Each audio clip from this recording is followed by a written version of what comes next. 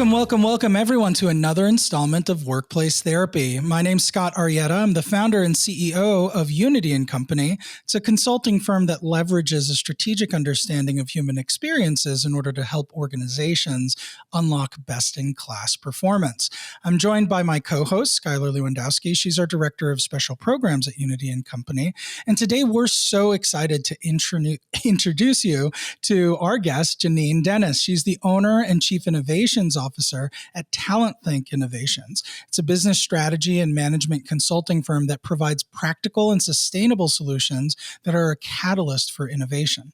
Her career spans 15 years in business and HR, and it's taken her through the world of pharmaceuticals, K-12 education, technology, private equity, healthcare staffing, and R&D, just to name a few of the sectors that she's worked in.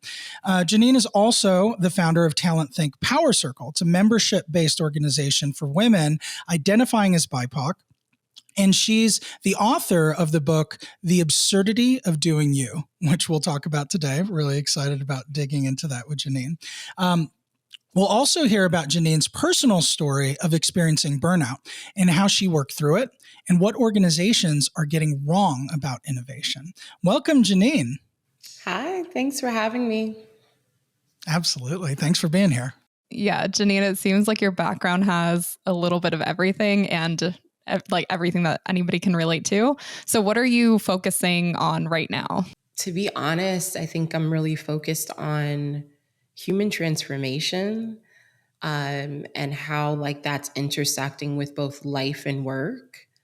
So I would say like in the last few years, a lot of my work has been in the education sector, as well as shockingly performing arts, working with a lot of performing arts companies and really working with organizations that are really interested in this dynamic, right? Like they're seeing all of this turmoil in the world, all these things that came up and cropped up in 2020 as we were all sat down around diversity, inclusion, and justice. And I think a whole new set of like can of worms were just opened up in a lot of these organizations. And they were very much like at a loss of like what's going on from leadership down.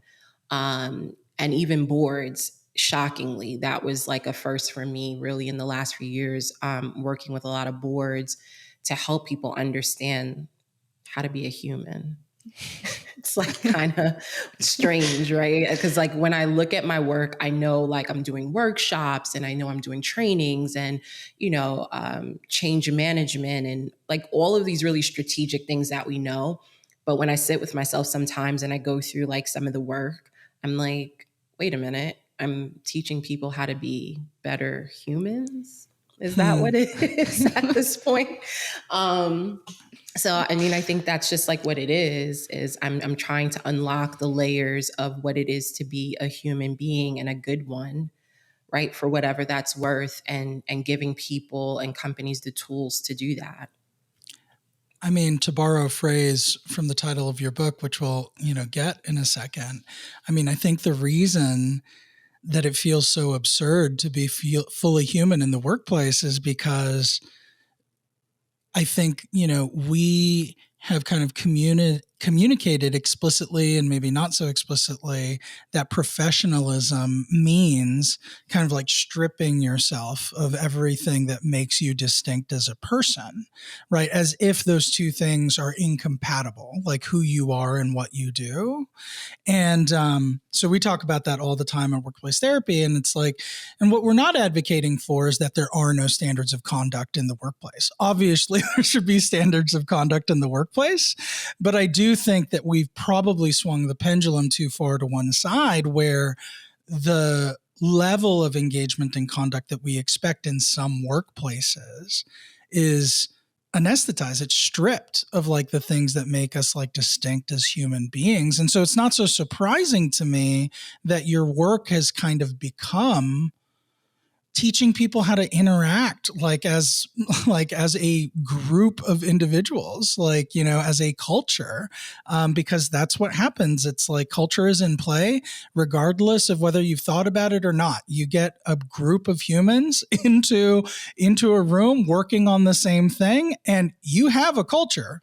Like you're either intentional about developing it or you're not. And so thank God for people like you who are, doing the work of working with leaders to be more intentional and to realize that whenever you're working with humans, like you got to put some thought into this stuff. So I'm interested if you could just because during the time, COVID and post-COVID, that you were kind of engaging in this work, like I actually had not started my business yet. So I was on the other side of the desk, like experiencing this as an organizational leader and just kind of seeing the level of uncertainty and insecurity and anxiety that people were experiencing, not just because of this global pandemic, but because of like what was happening like socially in the world leading up to that and through that. So I'm just interested if there were like themes, like what were you facing with these organizations when like during this like just unprecedented moment in human history? Yeah. There was a lot of hurt. Yeah. There was a lot of hurt that I had to manage. A lot of leaders who were kind of stuck in their own personal dogma, if you will, about, the function of an employee in the workplace and how much of that should really be spilling over into the workplace.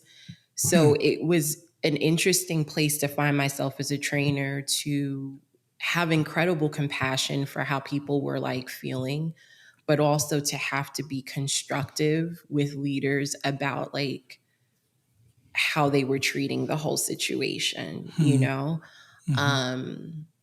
and that took a lot of sessions, and there were a lot of tears and a lot of, I guess a lot of defensiveness with certain people. And then, from a board of directors, that kind of situation, it's interesting to have to cue them in on like what their part of it is.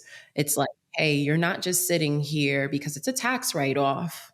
Um, but like your fundamental job here is to be a consigliere, a trusted source to leadership.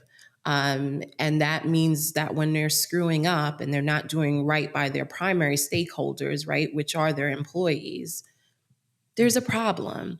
Because if they're not doing well, like if these people who are serving communities, right, so these are like nonprofits we're talking about, if these people who are serving front facing the community who's already suffering, right, how does that work? It's like suffering on top of suffering, right? If they don't feel empowered to help those people. So for me, it was rewarding. It opened up my eyes to those who are doing work that impact community. And it showed me what the trickle up and trickle down effect is. And, it's not actually dissimilar from things in society, right? It's like the value of the things that our government are doing or our political figures are doing trickle down to how we experience things. It's the same thing in the world of work. And it's even that much more dynamic when it's a nonprofit sector, but it's also important even when it's for profit, right? Because of your customers, right? They count on you to provide whatever product, service it is in the market. And like, you have to actually care. Like that was kind of like the overarching message is like, we have to care about everyone that's involved. And like, how do we kind of strip back this really like capitalist way of doing things to examine the ways in which we can care for everyone at every level. Oh, I think that's so powerful because I mean, I'm overlaying it on my own experience, Janine. And like, I've worked for some companies, like I've chosen to work for some companies based off of how compelling their mission was. Right. And I think, they chose their mission with probably the best of intentions, purity of intent at the time. But then once you lock in your mission, even if it's a really human-centered, empathetic mission, it can be really easy to lose sight of the humans doing the work alongside you because of the capitalist pressures that are put upon you to perform and produce output in a truncated timetable. Right. And so you can start as a really empathetic, open-minded, kind of like caring and nurturing leader. And then you just get pummeled by the board asking you for quarterly results, and you get pummeled by, like financial decisions that you need to make, and you get pummeled by like competitors, like really sticking it to you. And then you're worried about your survival, like your existence on a fundamental level. And I think like under that pressure, some people lean more into the empathy, the compassion, the human centeredness, right, of what they're trying to do. And I think some people just end up getting like crushed and backed into a corner. And then the only thing they can really do is react to these pressures.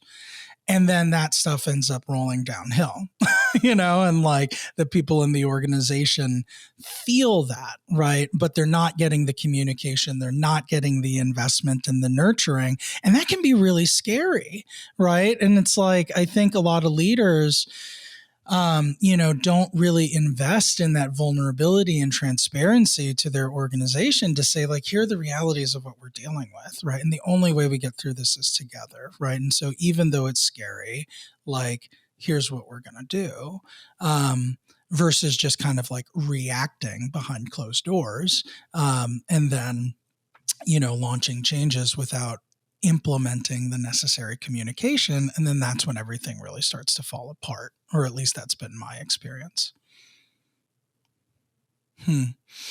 Okay. Well, I want to talk a little bit more about this book. Again, I mentioned this before, but I love the title, The Absurdity of Doing You, because it seems like, you probably picked this for this reason, right? But it's like doing you shouldn't be absurd.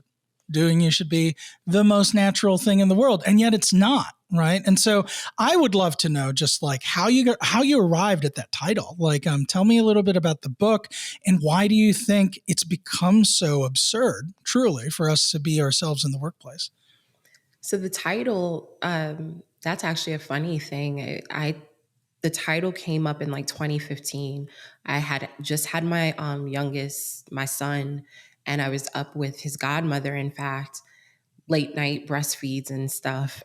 And we were just talking. She's like, "You got to write a book. You know that, right?" And I'm like, "I know, but I'm not ready." And so we were just like brainstorming titles. And she was like, "You've changed like so much." Like, she's known me since kindergarten. And she's like, "You changed so much, and you've been through like all these different cycles. And now I feel like you're just like unapologetic about who you are." And it was like almost like a flash. It was like the absurdity of doing you. And she's like, "Oh my God, that's good." And we brainstormed a few others, but I just threw it in my Evernote, like right then. And it just sat. And then, like, for years, I'd be traveling and I would just like write little snippets of it in my Evernote, until, I was offered a deal in 2020 by Fluke, which was so crazy. But the other half of the title, which is Rebel Elegance for the Evolving Soul, that came after. Because really what I wanted people to know is that there is a rebellious nature to being absurd and doing you, right? And that there's an elegant way of doing it. And, I wanted to speak to people who feel like they're evolving, for whatever that's worth for them, and give them kind of like tips, tricks, anecdotes, recollections based on my own life story that they could see through me. It's not even so much about, oh, my story's so dynamic, although I think it is, but I think it's more so just to serve as an example of like, hey, this has been my life, the ups, the downs, the muck and mire, and hear the lessons I have for it. I wonder what kind of lessons you might find that you have in your own life, that you can kind of glean some things from. So in the book, there's like this area where literally there's these reflections, and I'm asking the reader to like really reflect with me. I pose these questions, to really get people to think about their life and templates and, you know, all these different things that they become so they can have a better understanding and also a reverence for being that much more absurd, right? Yeah, I think what a lot of people struggle with is actually who am I answering that question? Because we go to the workplace and we are presented with this is who you should be. And we kind of are like, oh, this doesn't feel quite right. But then it's like, I don't know why it's not feeling right. And I think it's Yeah. amazing that the book takes you through and says, okay, let's actually understand why it doesn't feel right, because you actually have to find out who you are before you can say, oh, this is how I fit into the world and at work.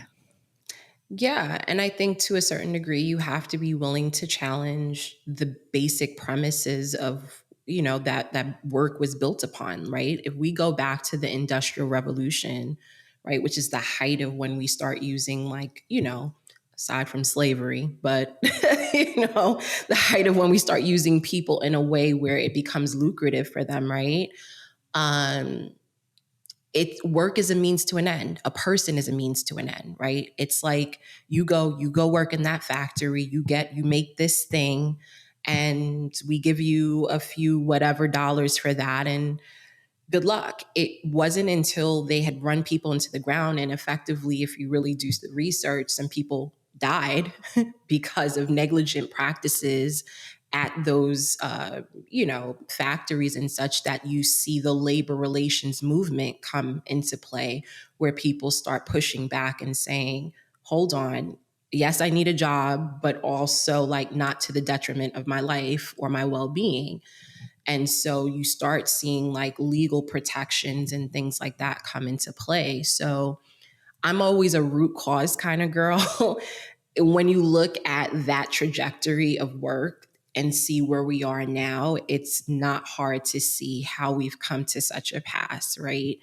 I mean, we've been incrementally trying to give people back their rights, but really to give people their full rights back would actually mean to lack revenue, maybe to not be so focused on some of those other aspects, right? Because you'd actually have to care a great deal, you know? So I think people have to be part of the absurdity is saying, hey, I need to be who I am, because coming here and allowing this work to erode me isn't to my benefit.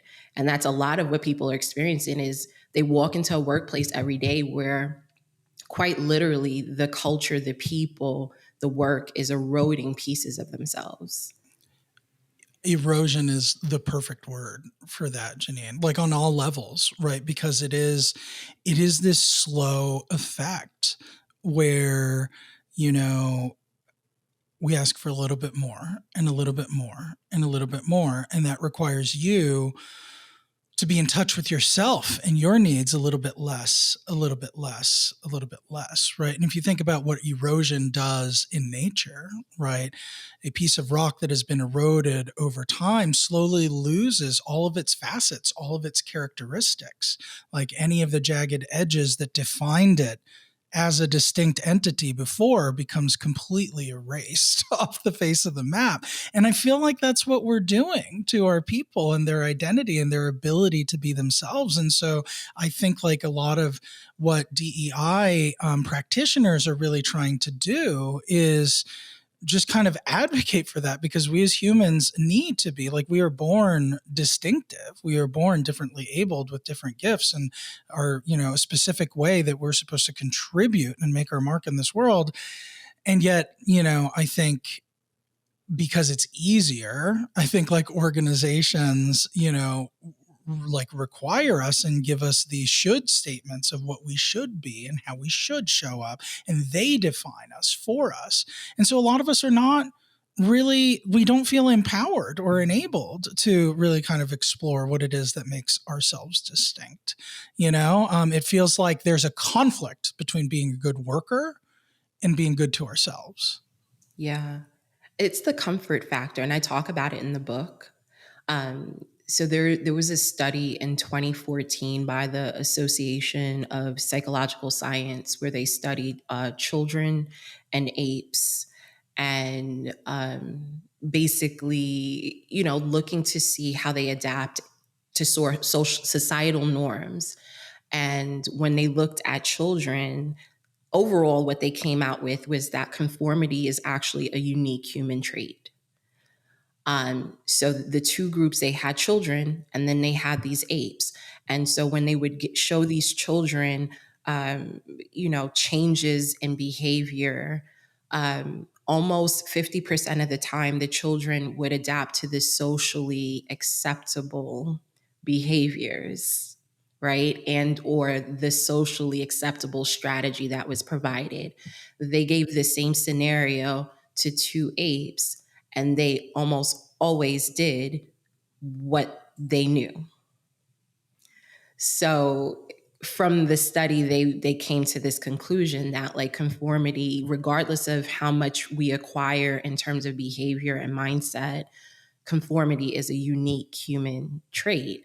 And that's essentially what we're doing, in society and also in work. It's like we're always regressing towards the mean, towards the lowest rung of humanity, if you will. Interesting. Right? Well, yeah, that's interesting because it's intrinsic within us based off of this study. But then also, those of us who seek to subjugate and amass for ourselves weaponize that tendency through shame and through shooting all over everybody else and through like writing other people's identities for them. You know what I'm saying? Ooh, that's fascinating. Great study. Thank you for sharing. Yeah, I had no idea that conformity. I guess it makes sense that it's like it's deep within us, and I mean, you it's can like, you can see it now, like especially if you like you spend time on social media, right? Yeah. Sometimes on like on Instagram, for instance, or anywhere really. It doesn't much matter now, but I've noticed that like you put one set of ideas out there, like the media puts one set of ideas out there, right?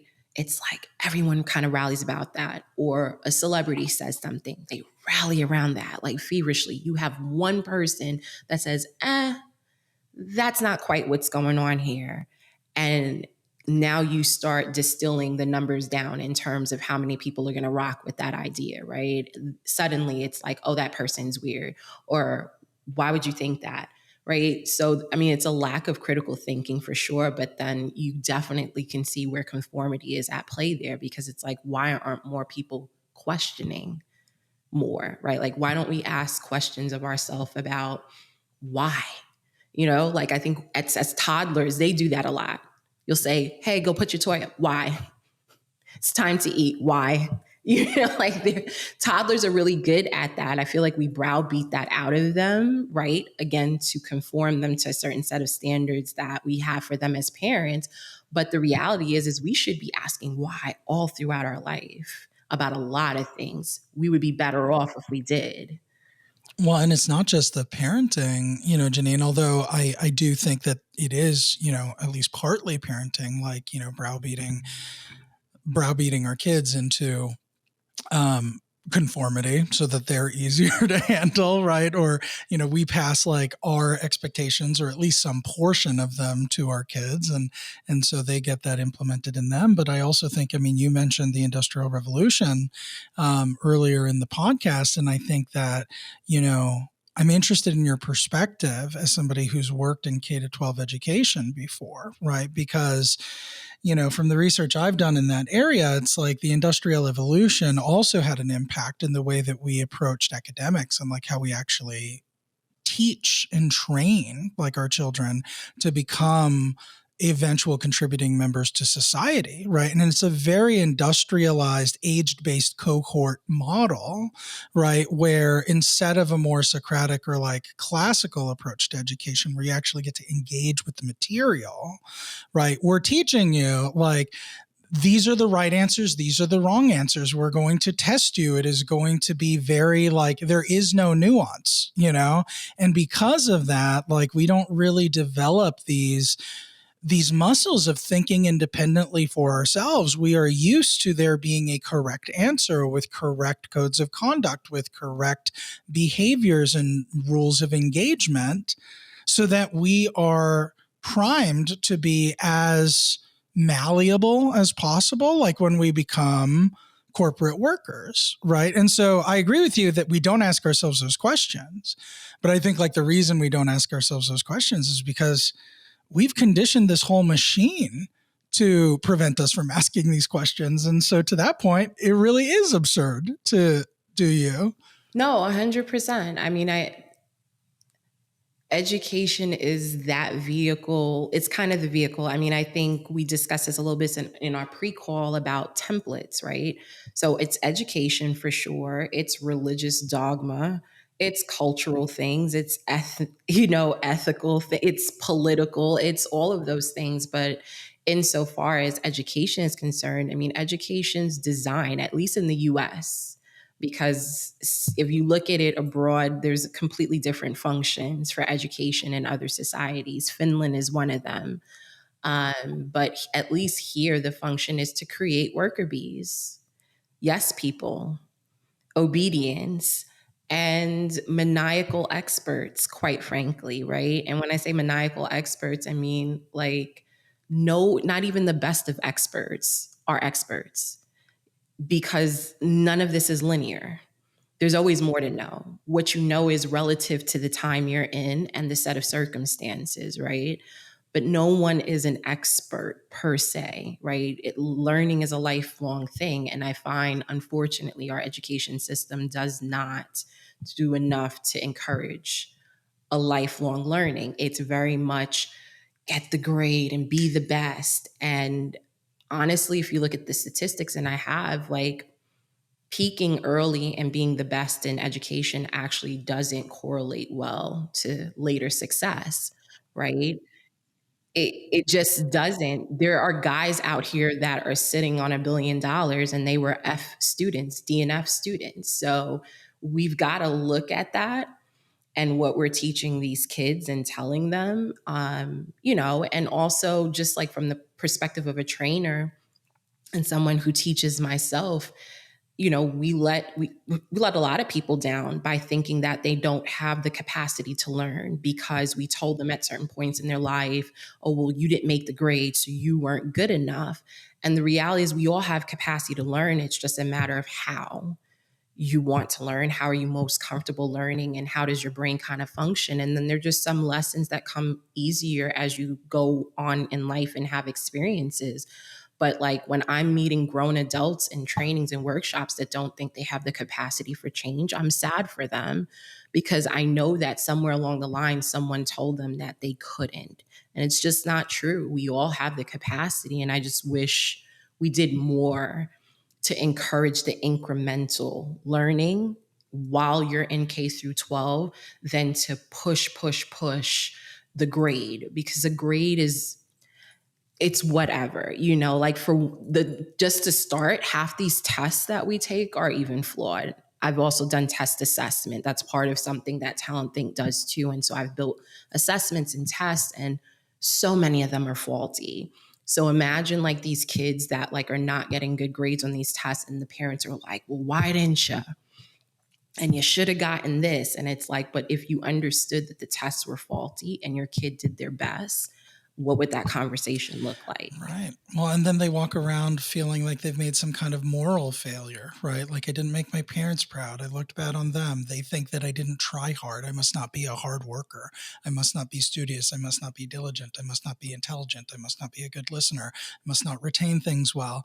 Like those are identity statements that those seeds get planted when we're babies, and then they just continue to sprout and grow like full force, like when we enter the workforce. So I mean, thank God for people like you doing the work that you do, because I think if it weren't for that intervention, like that cycle of trauma would just continue. Oh, I mean, for me, like I'm a millennial. I would argue most of the older millennials are in this state of, I'm not sure that what I picked is the thing I want to be doing. Right? At the stroke of like late 30s, early 40s, it's this renaissance of, what was all of that I just did? Yeah, And we're what halfway do done. What am I going to do for the last half? Right, exactly. And Yeah. so, I mean, it goes to show you that like anything we thought we were going to be doing in high school or even early 20s is just, it's not a linear process. I mean, if someone told me all those years ago you were going to open up your own consulting firm and you're going to like consult for IBM and work with these big companies and speak publicly, like I'd have been like, yeah, okay. Like, give me a break. No way. I mean, because again, the template I was handed for my own family and my own upbringing was one that was linear, right? Which said you go to school, you keep your head down, you go, you get the job, you make sure it's stable, you make sure it pays you enough, you get the home, you have the kids, you get right? And so that's what I was handed, but I can promise you none of it worked out quite as clean as they led me to believe. Yeah, it's definitely not that clean. For sure. I'm trying to think of like anybody who fits that template, like you said. Like nobody that I know has like followed that to a T and results in this like pure happiness of life. I think the only generation that may, be able to say for sure they kind of did the A through Z is maybe the traditionalists, right? Like, because I mean, at least in my own experience, a lot of them either didn't go to school, went right into like a military something, and then they went into a job with a pension that they stayed at for a lot of years, and they could because that was the model. And then they retired, and like now they're sitting on money and doing the things with the grandchildren and whatever the case is, but like that, like we were sold that the millennial, we were sold that thing, but like that just hasn't been the experience for me, at least. We were sold it, but I think the thing is like there are a lot of foundational things about that model that have just changed, right? So first of all, it's not feasible to live in America these days off of a single income for the most part, right? Like not like it was back in the days of like, I'd say my parents who had, a similar, maybe even a little bit further back, right? Because both my parents worked. But there came a point where like my dad was making enough to where financially they didn't strictly have to, but they wanted to like put aside a lot for, discretionary expenses and stuff.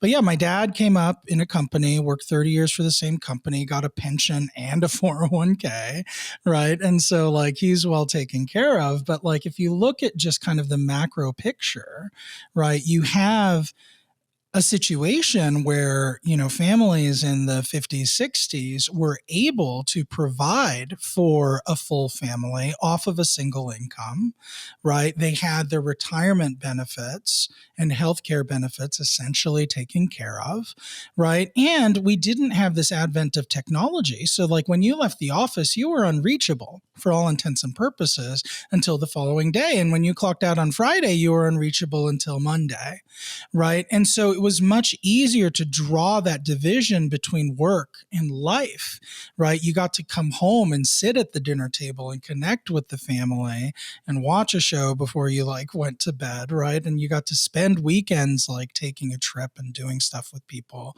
And right now it's like your phone is, buzzing at all hours of the day. You're getting emails well into the evening.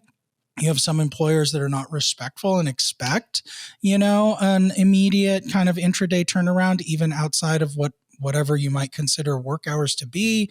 Like getting calls on weekends are not that uncommon.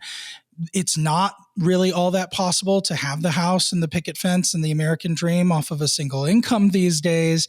And if you look at the macro stats on productivity versus wage growth, our productive output has skyrocketed like up and to the right because of the advent of technology and the tolerance for disrespecting people's boundaries, right? And like asking more and more and more of them, right? But like wage growth has remained relatively flat when you adjust for inflation over that same time period. And so companies are expecting more and more. they're giving less and less in the way of like, benefits and work-life balance and stuff like that. And I feel like practitioners on the front lines of like DEI and, HR policy and process are really trying to fight that erosion that you talked about earlier.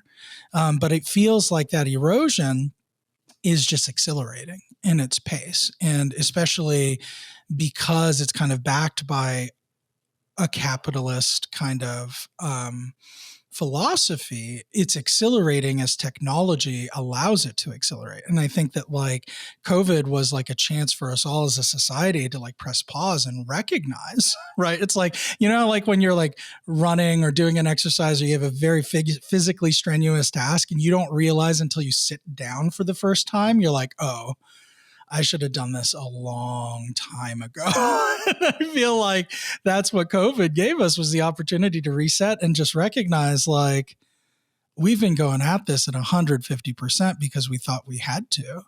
And then when the world like is at a standstill, we realize this is not a sustainable state of things. And so I think like there's a mental health epidemic that, is everywhere. Like there's, like all of these wars that like DEI practitioners are trying to fight in order to just kind of like make work life like more sustainable and less traumatic. And then financially, like there's an economic reckoning that we're faced with that, we don't fully recognize the impact of yet. But the fact that there are entire generations that in previous time periods could have a house, which is like the single biggest economic lever for their own financial security, right? And they're not able to purchase that house. And what are the downstream trickle down effects of that? It's like, it just seems like treating people like humans and valuing that above, kind of like capitalist success metrics is the answer. But it's like, what's it going to take for people to actually see that? Because the thing with capitalism is it narrows the focus to quarter over quarter, and the erosion to humanity and who we are takes place in decades and, decades and scores versus quarters over quarters. I mean, yeah, just that whole talk, Scott, just like made me feel completely exhausted, like I was like, I'm so tired.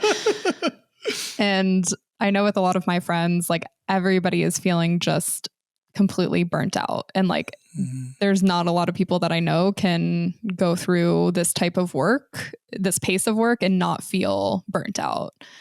And Janine, have you experienced burnout yourself? Oh yeah. Could you take us through, like, how did it feel? Like, cause a lot of people are like, I don't think I'm burnt out. I'm just like completely tired all the time and don't want to work. I'm like, that's the beginning of it. I think if you have to ask yourself if you are, like, if you have that moment, chances are you're right there. So, but for me, it was around 2015. And if I'm honest, it might have even been slightly before then. It's just, we can only explain things with the language we have at the time, right?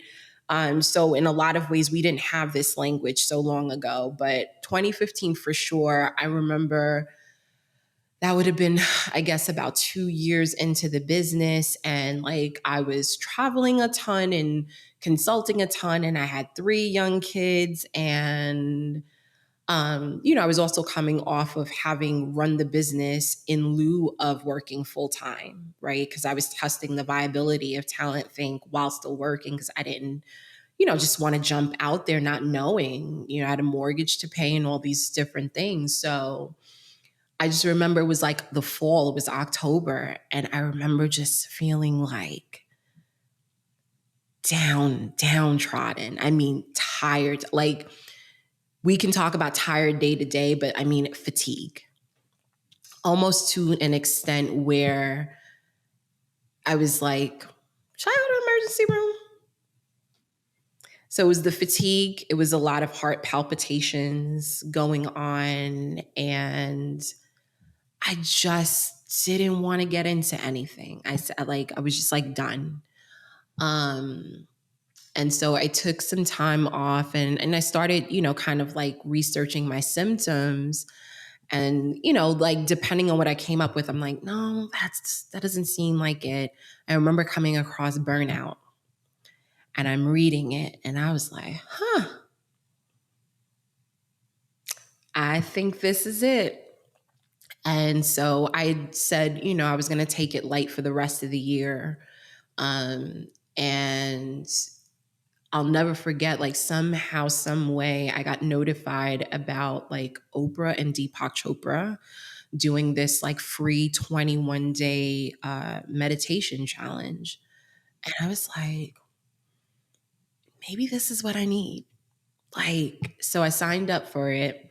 And it was like an everyday thing, and they'd give you like a mantra, and you know, there's like a place in the app where you can like do some journaling. And so I started my meditating journey. I mean, I think I dabbled in it like years before, but this was the first time that I was really like intentional with it. And gosh, did I start feeling better little by little.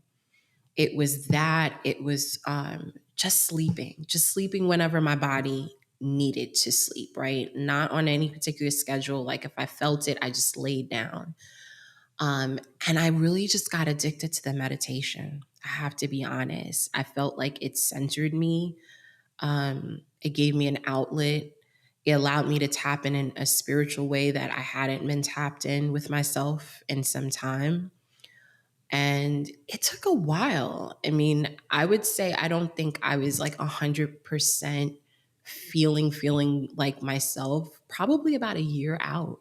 6 months, I saw something, but certainly like a year out. And again, like I didn't have the language at the time, but I know now that part of what that was is that my nervous system was dysregulated, right? Our central nervous system is designed, we're so dynamic, it's ridiculous. Like our central nervous system is designed for the stressors of life.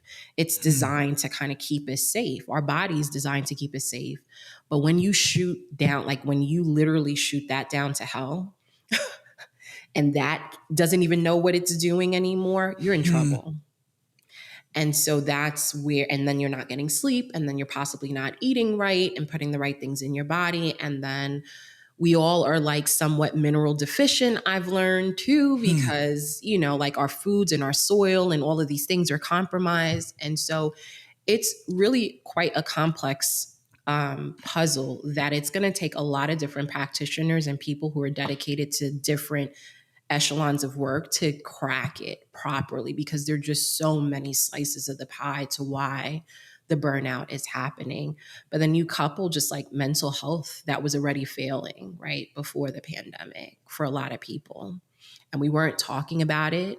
We weren't trying to solve for it. We just were kind of like, well, go to, you know, employee assistance or go to a therapist or Godspeed, I'll pray for you, right? Suddenly, just like Scott said, 2020, it was in our face, and it's been progressively more in our face because 2020 wasn't even the peak of it. I would argue 2021, 2022, now we were in it because now it was like, wait, what did we just go through? Am I okay? What is this that we're doing? Why do I work? What is my existence about? And this is where you see this uptick in people really just being honest that like, hey, I'm struggling, right? So it's a significant issue. It's a global issue. And unfortunately, unless we're willing to kind of counter some of what we've done in business and in work, you know, we stand to see a lot of more casualties to all of this, because there are some people like I guess I'm somewhat resilient, right? Thankfully, I was able to claw my way out of it, but there are members of our human family that aren't so resilient, right? And that's unfortunate.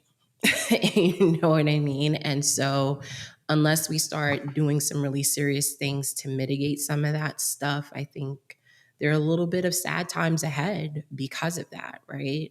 We just can't continue to gloss over it. Yeah. Oh, so true. Well, I mean, let's zoom in a little bit on you, right? Because I think we can opine on all of the huge structural things like in society and work that are contributing to this kind of like epidemic of like mental health and unsustainability.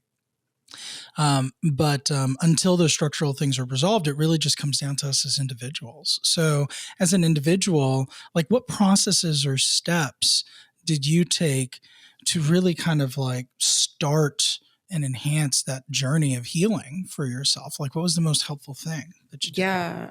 I mean, I think I did a lot of deep introspective work.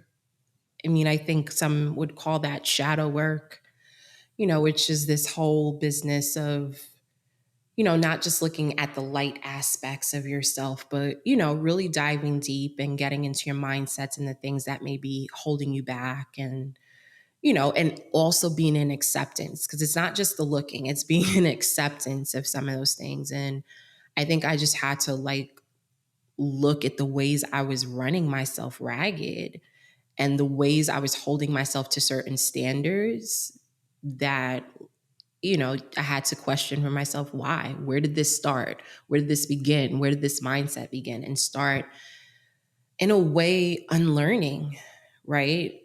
It's like unlearning bad habits and being willing to take things slower, right? Um, Not being immediately gratified, which is a big thing in our society, right? Yeah. There's such this thing, especially in entrepreneurship. Always got it. I realized with myself, it was always like one accomplishment, then the next, and then the next, and then the next. And I never took time to just sit back and just let it wash over me, I realized, Yeah. and so I started doing some of that. I did Reiki work. I found working with a Reiki person and allowing them to help me move energy and understand some things Hmm. were helpful. Um, I have been working with shamanism for quite some time. So, working with elders and just, you know, trying to walk gently on the earth. I think Dave Chappelle said that recently Hmm. in a Wow. interview, which just means that like you give yourself grace. Nobody's perfect. We're not, all good or all bad. But just being in acceptance of those dark aspects of ourself and understanding what that's in service to when they do crop up, right? Because everything's in service to something. And Hmm. also just respecting the seasons of my life, right? Every season can't be a production. Every season can't be, glitz and glamour. There's some seasons where we're sowing the seed. There's some seasons where we're going to be harvesting, and like just really learning to trust the divine timing of things. I think was a big one coming also out of like my work with psychedelics. I think they kind of slow you down and help you understand like this, your hand is on no wheel, free will, nothing. Like Hmm. there is a dynamic design that we're all guided by. And I think a lot of our structures in society work against that. It's like we've forgotten our nature a bit. And so it's been a journey, and it's not a journey I'm off of, right? It's an ongoing thing, but just understanding the ways in which I continue to be tethered to the conformity. I'm Hmm. always trying to break ever more free, Hmm. in whatever way possible, whether that's getting more sleep, taking time off of work when I know I'm not 100% feeling well, or myself, when things can't be accomplished when I think they should, having more grace for myself in the process and trusting that it'll be well. I mean, it's like these really, really simple, fundamental things that I hope we all get back to. And it's the work's never done. That's the thing. It's like it's never done. To say anyone that's doing this kind of work that says, "Oh yeah, I've reached it," it's like you reach it, and then you're like, "Oop, more work." It's never done. So, Janine, you kind of, so what I took from that is like grace for yourself. just a radical level of acceptance for, the shadow work, but then also just the way that things are. And then in this list of things, you also threw in this idea of like psychedelics, which I mean, I'm gonna be the stand-in for the members of our audience because I've I've actually heard a lot of stuff from people that I respect very deeply who I didn't think would be candidates for exploring like psychedelics as an avenue of like self-discovery and self-growth, right? And I've had an interesting couple of weeks where for one reason or another these conversations have been offered by these people in my life who I respect. And so it seems like there's a trend emerging. There's at least a micro trend in my own life where people are exploring this as an option. And I can tell you, as somebody who has just really started to be exposed to this a couple of weeks ago, it feels scary to me. So, I mean, I'd love to just kind of like understand, because you seem to be a person who delves into root cause, understands the science and history behind things. So I don't see you as a person who's just like, well, like my career this far has been a lot of stress. And so I'm just going to start taking psychedelics. Like it feels like there was a lot more thought that went into that. So can you take us along that journey? Yeah. So, I mean, as I said, it's been a few years that I've been, working in shamanic practices. So my journeying within self started there without any psychedelics. And then I think that when you're ready, somehow magically a teacher or a guide kind of shows up. So incrementally, like you're Interesting. saying, it was like people started cropping up in my world Mm, where they were already having experiences with it. mm, And I think ayahuasca was the first, I had learned mm-hmm, of actually even mm-hmm, before shrooms. And I was like, huh, okay. And I'm just not someone that's going to jump right on the right. thing for a lot of reasons. One, I'm very, particular about people's cultural effects. And I think a lot of these things are really sacred and Mm, have a lot of depth to them that, people don't understand. So I wanted to understand it and treat it kindly in that way.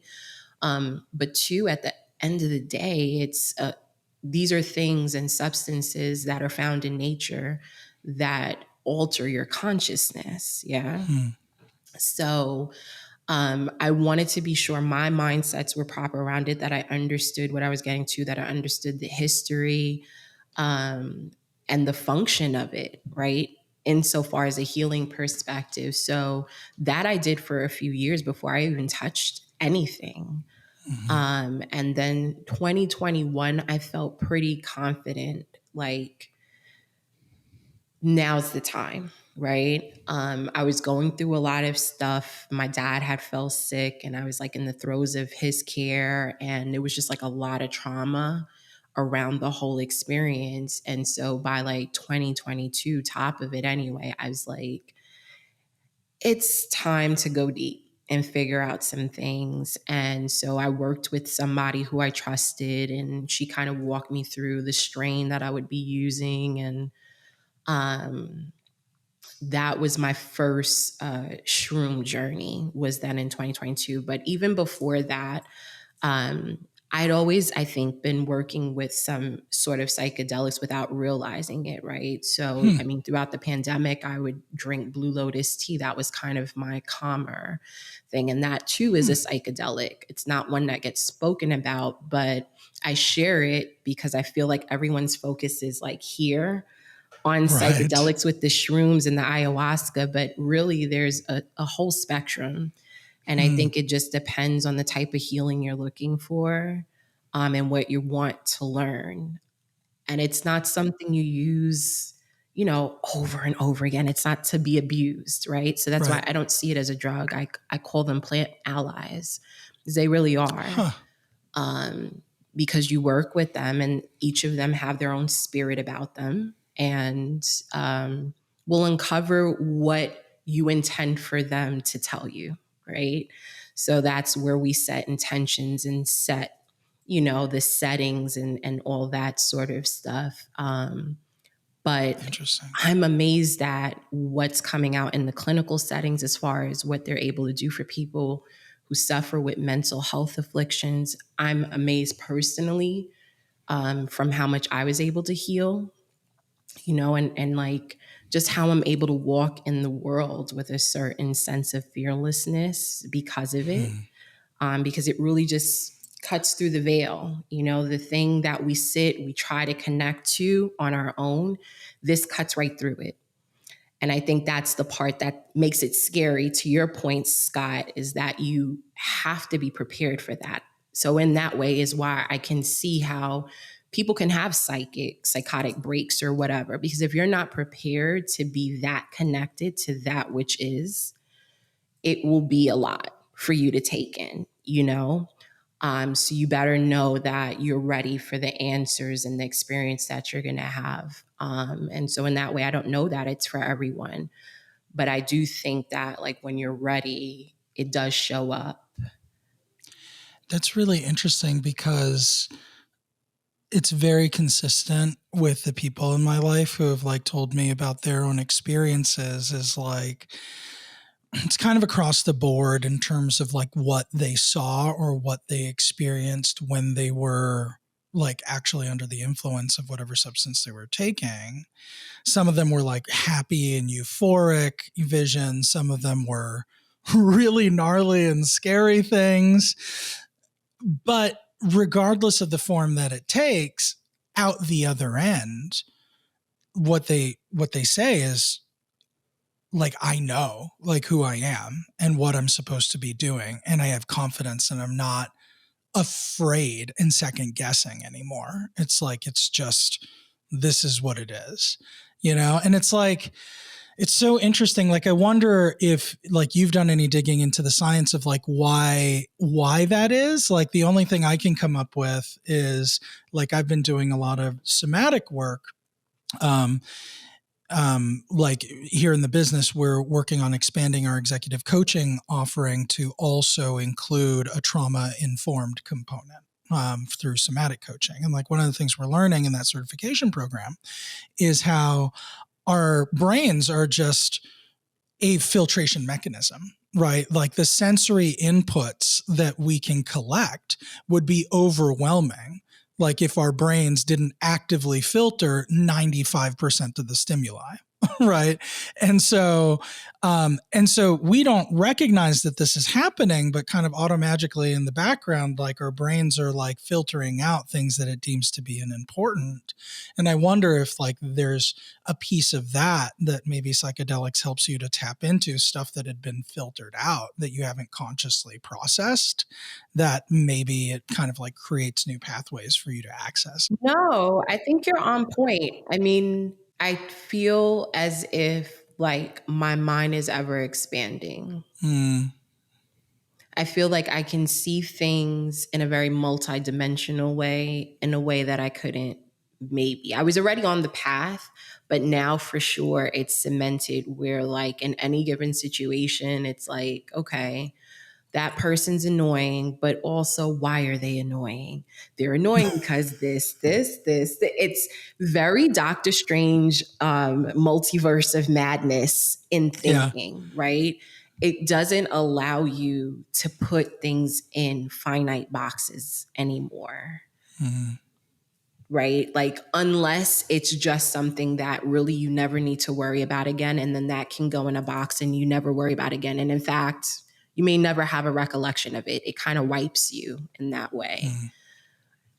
We're like a motherboard. So I realize, at least for me, there are a lot of things and archives of experiences that I was maybe holding on to in there that I don't need. It doesn't serve me. It's not going to do anything for me going forward. It gets you really, really laser focused on what matters. And what matters is kind of, at least from my experience, is that we're really uniquely threaded through this whole web of existence. That's both consequential and inconsequential, right? Like that's the paradox. So because that's the paradox, you don't have to take this so seriously all the time, like you can have fun and you can make mistakes and you can fail and it all matters and it all doesn't matter at the same time. I love that. Janine, I think you touched on a really important piece of psychedelics, which is not just expecting it to like immediately fix all of your problems, but like actually just opening up your lens and saying, okay, I'm going to now see things differently and keep doing the work. Because I think a lot of people, you know, they expect the psychedelics to just immediately fix all of their problems. And that's definitely not how it works. Yeah, it totally will not. What it will do is like shore you up to deal with the next big thing that happens in your life and all the small things in between. But you know, a big part of the work is your integration, right? But that's true in general. It's like when we're learning stuff, if you can learn a lot of things, but if you're not taking the meat of what it is you're learning and applying it in a way that's actionable, it doesn't have much use. And so I find like with psychedelics, you have to have some time to really discern, like, what did I learn from that journey? What is this experience trying to teach me? And like, how can I start to apply certain things, you know, in life? Otherwise, you're just out here chasing highs, which a lot of people are. And the thing is with that is like, you have to expect that. I don't think it's a reason not to go down that road if you feel called, right? People are just, they're just some people that are addicted to chasing highs, and that's what they're going to do. It doesn't mean the medicine itself is flawed. It's something in their wiring. You know what I mean? But to the extent that you can treat it well for what your purposes are, I think it's an expansion tool. It's definitely a game changer. Was there something now that when you do think about your past and maybe your whole entrepreneurship journey that you're like, I wish I had kind of had this perspective before? I wish I had it. I wonder what the experience would have been when I was in corporate America.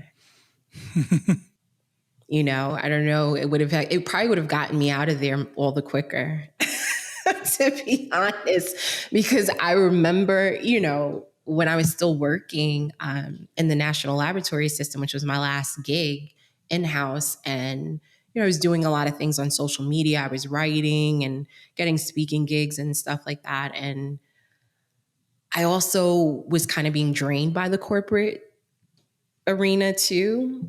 And it wasn't that they were like super toxic. It's just they weren't ultra progressive either. You know, it was like my mind was like on a control. I'm doing all this like front facing, like future forward work. And they were kind of just stuck in a bubble of time. That's just kind of what government organizations tend to do, I think, because it's comfortable for them. And it also keeps the government bucks coming and our taxpayer dollars coming. But that's a separate topic. But I remember having like two mentors of mine who were friends that were like, your career is dying there. Like, you need to start that consulting firm. And like, mind you, in my head, I'm like, oh, I'll do it in years. I'll do it when my husband's retired. And like, none of it happened this way. And there was just like such a resistance in me. Like, can I do this? You know, should I do this? Like, do I have enough experience? All these self-talk things that you do.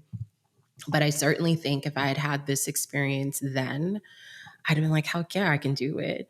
And looking back, I know for sure I can do it. I mean, it's wild. Like, what were you worried about? Like, yeah, there were hard times, no question, right? But like, I did it, you know? Like, I guess in the way, it's like we're so much more capable oftentimes than we give ourselves credit, you know, because of the self-talk.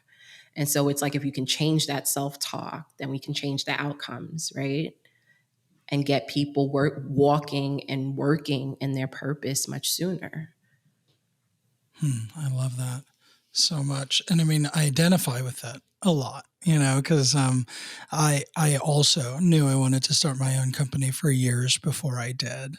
And I did struggle a lot with kind of some internal narratives that were like keeping me from really striking out.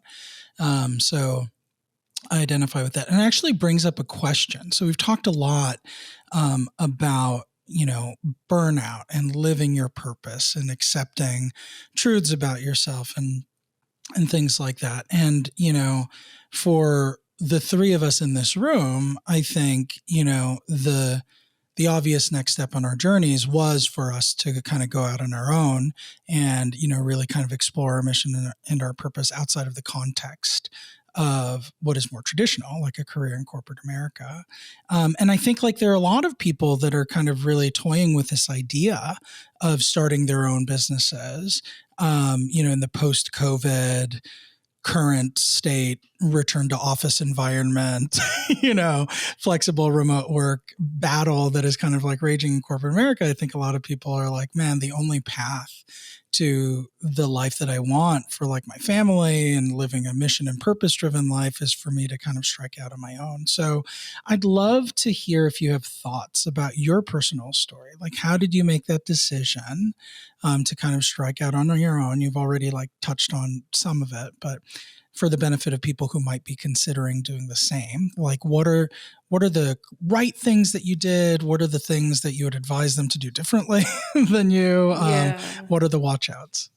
I mean, I think a lot of times when I hear people talk about entrepreneurship, and especially when people are like, just have your own business, just be your own boss, I think a lot of the pushback to that messaging is like, well, okay, who's going to pay my bills, right? And so to that, I would say, you're right, because I too had bills. And so, and children to look after. And so I think, if you can find it within yourself to just dedicate yourself for a year or even two to really test the viability. I mean, it's like A/B testing your business, to see if it can bring in money. Then I guess at first it's like a side gig, right? But if you can see that you can bring in enough money to where it can at least meet your expenses, and you're onto something, right? And maybe it doesn't have to be 1 to 2 years. That's arbitrary, like whatever works. But for me, it looked like about a year. So I started Talent Think in 2013, and then I tested it for like a year. And then like I went on maternity leave, and I was testing it still. And then it was like I went back to work, and I had a project that was like in the dumps because they didn't listen to me. And I was like, what am I doing here? And then like I was also kind of teleworking a bit, like a few days a week, to kind of manage like childcare expenses. And that was going out the window. And I was like, okay. And, then I'm trying to figure out like, what's the right quick cadence? Do I leave right now? Do I leave in 6 months? Because I was like going to vest into the retirement plan. So I'm like, maybe I should wait till then.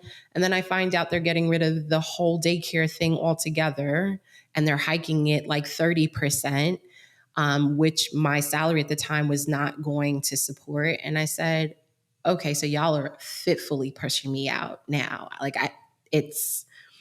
there's no hanging on here. And so I left. And I had contracts when I left, but also those contracts then ended like in a few months. And then it was like mortgage was due, and it got real.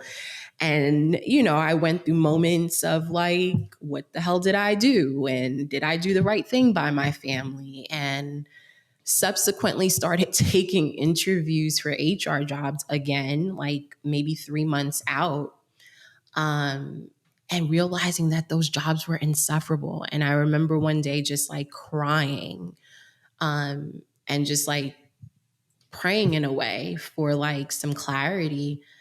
And I remember just thinking to myself, like, if you're going to do this, you have to be all in. There can't be a plan B or C or D. Like, you just have to decide. And I was like, I'm going to go all in. And I promise you, like within 2-ish weeks, 2 to 3 weeks, all of a sudden, all these, hey, Janine, can you do this? Hey, Janine, can you do that? It was almost like the universe just wanted me to be clear that this is what I was doing. But it's not for the weak, right? And so I don't ever tell people like, oh yeah, do this. I'll tell people to do this when I see there's a potential and a mind for it, because you have to be willing to do the work. And oftentimes, sometimes the work isn't what you think you're going to be doing. Like when I first started Talent Think, I wanted to be doing like HR kind of like, consulting. And everyone wanted to talk to me about branding, like how I branded myself. And so a lot of the work I did in Talent Think early on was like PR work, was like teaching other businesses how to brand themselves online, managing brands for them on their behalf. And then suddenly it was like this turn of like, wait, Janine, you do HR stuff too, right? So can you do that? But I share that part of it because had I not been willing to pivot and get my money in other ways, Talent Think would have fizzled assuredly very early on. So it's like there's a lot of different moving parts to it. And I think it's a certain mindset. And I think if you can't do it, there's no harm or foul. I don't think you should feel bad about yourself. I think you just need to change your mindset about work, period. And that is to say that there's no harm in any work. Whatever work you can do that's going to cover your expenses and give you the time and the space to be with your family or do the things that are important to you, that's the work you do. Like we got into this whole thing, I think in the 2010s of like, oh, this job is better than this one. And, if my job's not sexy, then I don't want people to know about it. Like every job is sexy. You know why? Because you get money. If you do a thing, you're going to get money. So, even if it looks like you having to bartend while you're building your business, if that's your goal, do it. You know what I mean? And funnel it. Like, I think a lot of entrepreneurs that are willing to be real about it will tell you, like, yeah, I had to drive an Uber.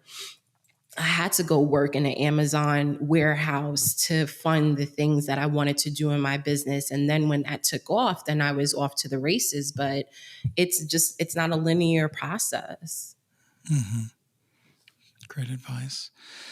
Well, Janine, we've thoroughly enjoyed our time with you. We could probably talk for many, many more hours, but we would love to just spend the last couple of minutes of our allotted time together going through the lightning round. So the rules of the lightning round are simple. We have a few questions that we ask all of our guests. Some of them are work-related. Some of them aren't. Skylar's going to guide you through the questions, and you have 30 seconds or less just to respond off the cuff with your answers, and we'll start now.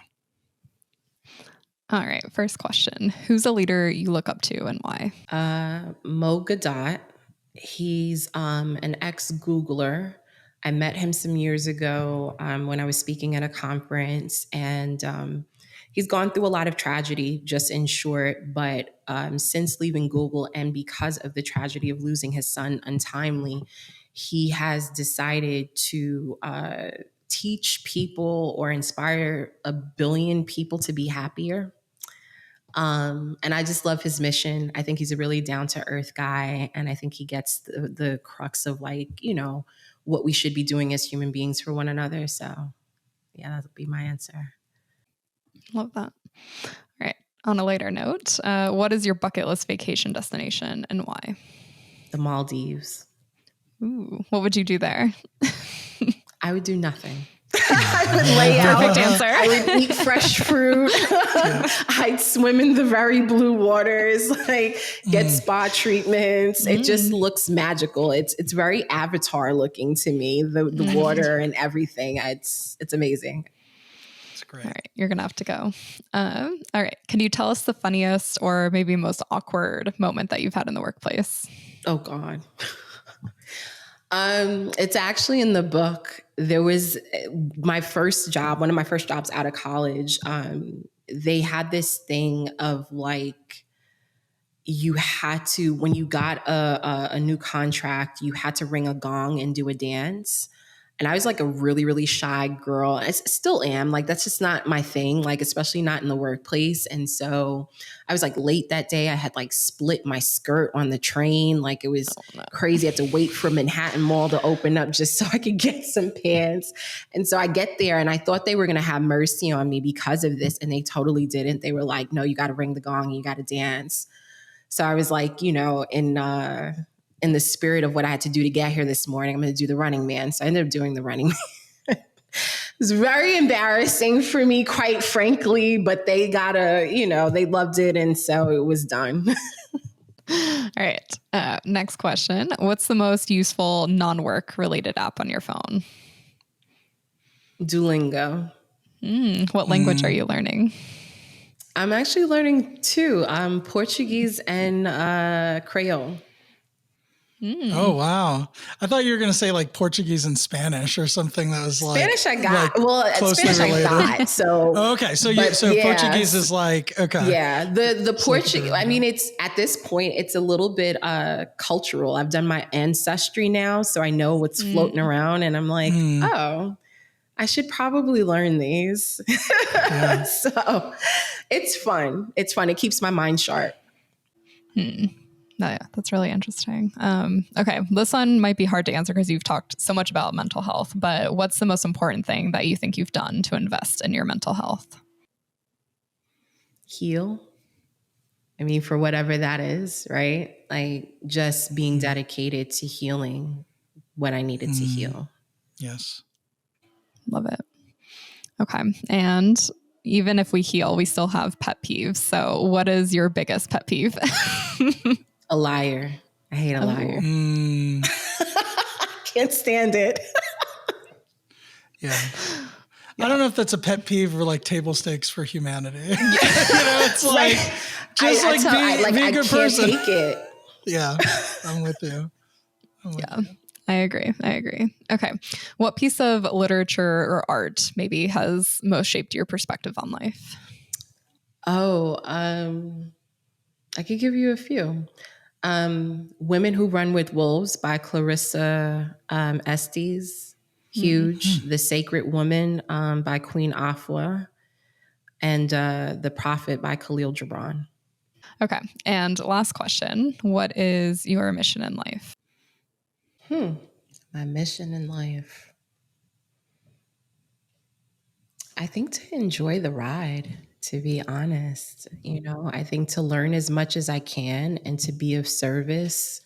But to also just remember to just enjoy it, right? Because it is finite.